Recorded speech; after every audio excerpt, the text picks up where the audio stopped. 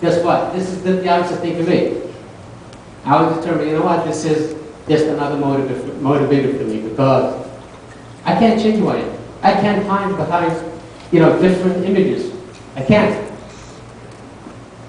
I can't change who I am. I can't change what I am. Therefore I am. So I tell them, listen, this is going to be what it is. The Muslim Officers Society. And thank God we have that recognition. I want everyone to be proud of who they are. I'm proud to be a Muslim. I'm proud to be an American. And I'm proud to be a police officer. I say for everyone, I have no difference between Muslim and non-Muslims when I serve as a police officer. So I have the right to be proud, and I think everyone should be proud that we are Muslims in the United States of America, just like everyone else. That we're not asking them for favors. We're not asking them for difference. This is our right. And I want everyone to feel it. Those who tend to keep to themselves and say, well, maybe I don't want to join because maybe they're going to pick on you, whatever the reason may be. No. If you don't respect yourself, don't expect anybody to respect you. And this is the bottom line. If you don't respect yourself and say, I'm proud of who I am, I don't care what people think, nobody's going to respect you.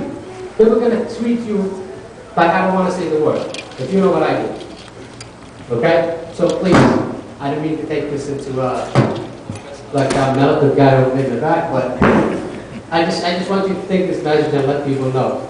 We have to be proud of who we are and come together.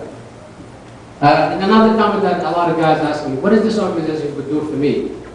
And the question is, I throw it back at you. What do you think this organization could do for you? Once you answer that question and you're able to answer it, guess what? You know the answer for yourself, and you know what this organization can do for you. Because we're not going to buy you a house. I guarantee you that. Okay? We're not going to buy you a car.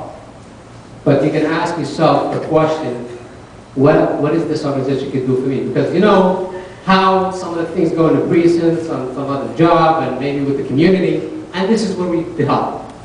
This is where we can help. We can help ourselves, we can help our community. The image of Muslims is being destroyed, left and right. It's up to us to change it within the department first, and then we'll change it outside. I just wanted to mention another thing that Care did some work with us recently, Sister Faiza. We did a training in the police academy about 2 weeks ago, maybe even less.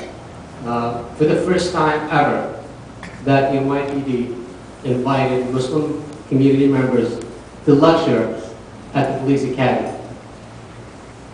Okay? I don't want to take the credit for it, but this is a work in progress.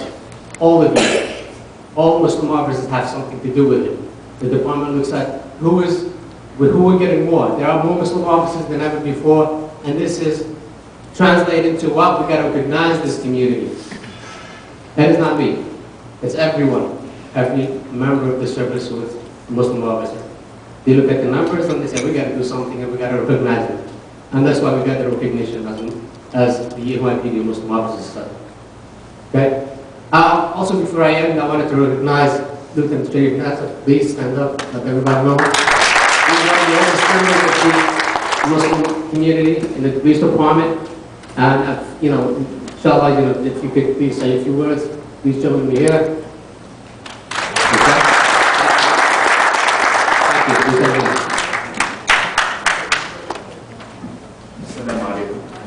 I'll be very brief.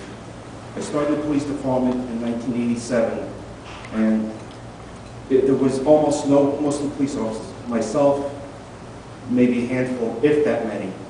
Now I see every place I go, because I go all around the city, I see Muslim officers every place, every precinct I go to. It's almost unbelievable. I would have thought that 20 years ago. I have 21 years now on the job.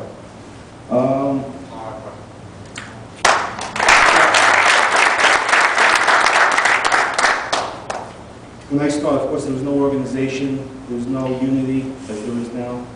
I took all the abuse, I took all the cursing, I took all the people's anti-Muslim remarks, and I have to tell you, it's not going to happen again. This is why we have an organization, Because we're going to stand up for each other, and it's not going to happen again. This is the end. So,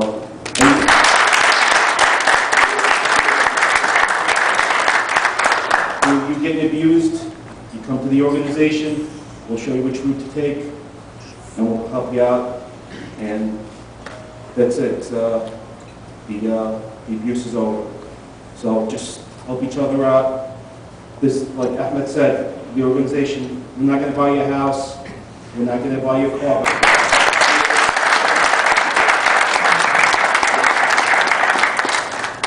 Okay, well, I don't want to extend this to a lot of speeches, but I think I wanted to recognize Sister Debbie, and give us a few words, please.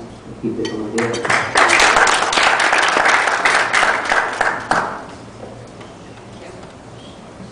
Assalamu alaikum, everyone. It is such an honor to be here tonight, and I'm going to walk around a little, and I promise I'll be brief. I cannot begin to tell you how pleased I am to be here tonight in celebration of this amazing organization that formed after September 11th. It is incredible, 8 years later, that this organization has become officially recognized in New York City, in the United States of America. It is truly incredible.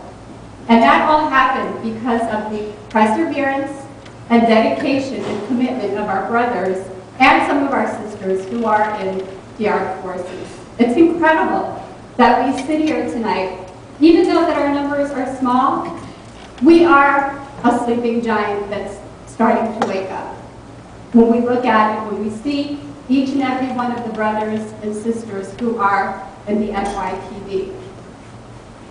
I think back of September 11th and those days of how terrifying it was for Muslim sisters wearing hijab to walk around, for brothers who had a beard, who had a kufi, the tension and the time that people were living in.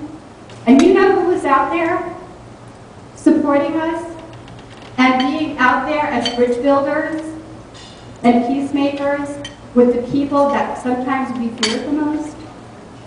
Our police officers and our detectives who are part of the NYPD.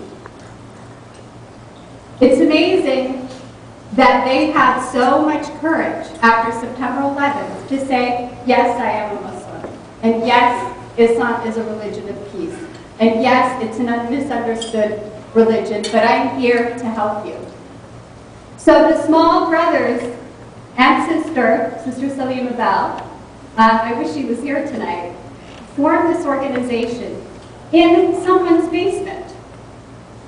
And meeting after meeting after meeting, they became a nonprofit, they got their status, and they created a membership, and from what I understand, it's a national membership. So this is a huge step for our community in the United States, a huge step. And it is such a huge job to take on. Each and every one of these detectives and police officers put themselves on the line of duty every single day when they walk out of their homes. And it's not only them who are out there putting themselves online, but it's also their wives, their children, their mothers, their fathers, their brothers, their sisters, who every day when they walk out that door worry about their safety until they come home. So I also want to commend all the spouses and all the family members for supporting their husbands, their wives, their because it is a huge sacrifice that they make. And interestingly enough, when I was coming on the train home today, I was absolutely floored that the starting salary for a police officer is $35,881. It does not pay you enough. And so without your dedication and commitment to being bridge builders between the community and city government, I don't know where we would be. So I really thank you all from the bottom of my heart for myself. I know that within my own family there are about 5 or 6 police officers and detectives. So I am proud of all of you for the work that you are doing and for really making our family stand out even though the pundits and the spitmasters never recognized all of the police, department employees that are in my family, all the Marines that are in my family. Well, you make us proud. And so today is really a celebratory event for all of you. And I wish you the best of luck. And inshallah, you will be there for bigger and better things to come. Thank you.